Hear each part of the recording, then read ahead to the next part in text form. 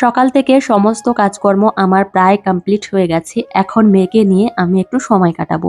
মেয়ের সঙ্গে আমি একটু সময় কাটাচ্ছি, ওর সঙ্গে খেলাধুলো করছি। একটু বাদেই ওকে আবার স্নান করাবো। সেজন্য ভাবলাম মেয়েকে একটা ডিম সিদ্ধ খাইয়ে দিই। বেশ কয়েকদিন হয়েছে আদিশ্রীকে ডিম সিদ্ধ খাওয়ানো হয় না।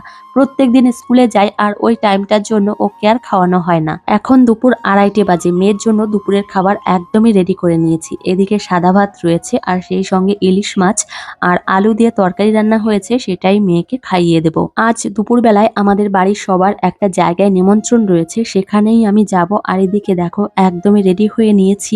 এই শাড়িটা বেশ কয়েকবার আমি পরেছি আর বেশ ভালোও লাগে। শাড়ি পরতে আমার বরাবর খুব ভালো লাগে। তো ওইদিকে আমার মেয়েকেও রেডি করানো হয়ে গেছে, দুজনেই রেডি। আর মা মেয়ে একসঙ্গে এইভাবে থাকতেই সব থেকে বেশি পছন্দ করি। আদিশ্রীও পছন্দ করে। আমার মেয়ের পয়লা বৈশাখের কেনাকাটা বেশ কয়েকদিন আগেই হয়ে গেছে। তোমাদের একটা মিনি ব্লগে দেখিয়ে দেবো যে আমার মেয়ের জন্য কি কি কিনলাম। তবে এখনো পর্যন্ত আমার জন্য কোনো কিছু কিনিনি। ভেবেছি 2-1 দিনের মধ্যে বাজারে যাব, তারপর আমার জন্য কিনে নেব।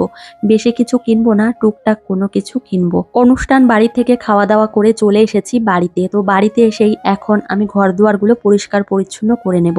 আর ঘর দুয়ারগুলো গোছানো থাকলে মনের মধ্যে আলাদা একটা শান্তি লাগে। তবে আমার জন্য অনলাইন থেকে একটা কুর্তি আমি নিজেই কিনেছি। ভেবেছি তোমাদের সঙ্গে অন্য একটা মিনি ব্লগে শেয়ার করে দেব যে আমি কি কুর্তি কিনেছি।